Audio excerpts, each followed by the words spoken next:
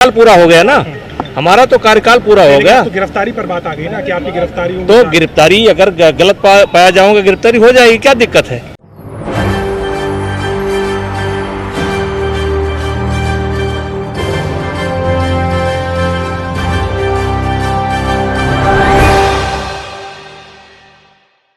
SP9 news में आपका बहुत बहुत स्वागत है। मैं नाज़मीन खान।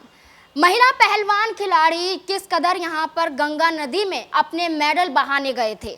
मेडल तो नहीं बहाए गए, लेकिन नरेश टिकैत ने एक चेतावनी जरूर दे दी। नरेश टिकैत ने साफ तौर पर बृजभूषण को अल्टीमेटम दे दिया। नरेश टिकैत ने यहां पर सरकार को अल्टीमेटम दे दिया।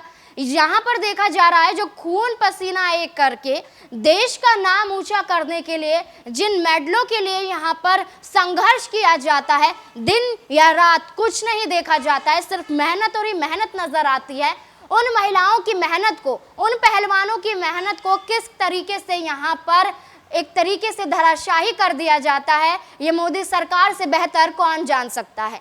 यहाँ पर उनके मेडल को जिस तरह से उन्होंने कहा कि हम गंगा नदी में प्रवाहित कर देंगे, ऐसे में शर्म नहीं आई भारतीय जनता पार्टी को कि यहाँ पर बृजभूषण शरण सिंह के खिलाफ कोई एक्शन ले ले, लेकिन सरकार ने कोई एक्शन नहीं लिया। लेकिन बृजभूषण ने साफ तौर पर फिर से ये खुलासा कर दिया कि उनके खिलाफ साजिश रची जा रही है।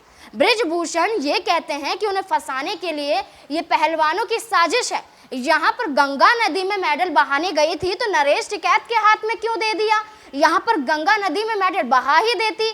ऐसे बयान यहाँ पर बृजभूषण पेश करते हुए नजर आ रहे हैं और साफ तौर पर ये कह रहे हैं कि अगर मैं चाहूंगा तो गिरफ्तारी होगी, अगर मैं नहीं चाहूंगा तो डंके की चोट पर कहता हूं कि मुझे यहाँ से कोई भी नहीं हिला सकता है। तमाम तरीके से ये कहते हुए नजर आ रहे हैं कि ये जो संघर्ष है ये चलता है, चले ना चले ना चले, लेकिन यहाँ पर बृजभूषण की मर्जी के बगैर कुछ नहीं हो सकता। बृजभूषण शरण सिंह भारतीय जनता पार्टी का सांसद है, इसलिए उनके खिलाफ कोई एक्शन नहीं ले सकता है। ना ही दिल्ली पुलिस ले सकती है, ना ही कोर्ट ले सकता है और ना ही यहाँ पर मोदी सरकार कोई एक्शन ले सकता है। क्या कुछ उन्होंने अपनी सफाई में कहा है, देखिए इस रिपोर्ट में। चुनाव करा दिया जाए अगर दिक्कत है ज्यादा। नहीं, चुनाव तो होना ही है, चुनाव का ड्यू है। हाँ।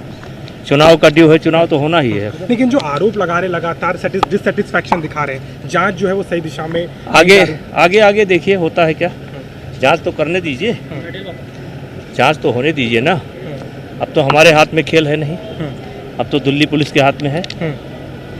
जांच होने दीजिए। तो ये क्यों कर रहे हैं खिलाड़ी, आपको लगता है कि ये इसका उत्तर वही बता सकते हैं। क्योंकि वो कह रहे हैं कि उन्हें भरोसा नहीं और आज बैठ के रोई है रिनेश फोगाट और साक्षी मलिक। तो अब इसके लिए हम क्या कर सकते हैं, इसके लिए तो नहीं, इसके लिए हम क्या कर सकते हैं। देखिए, उन्हीं के निवेदन पर FIR हुआ है, जांच चल रही है।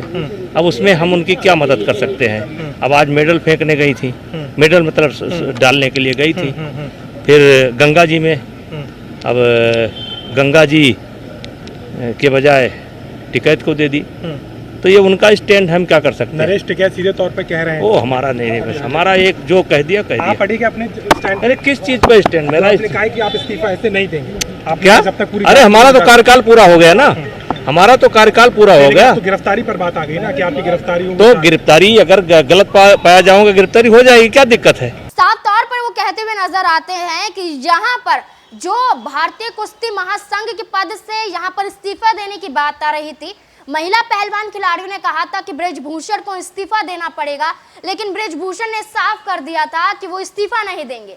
लेकिन अब कहते हुए नजर आते हैं कि उनका कार्यकाल ही पूरा हो चुका है, तो वो इस्तीफा दें या ना दें उससे क्या फर्क पड़ता है।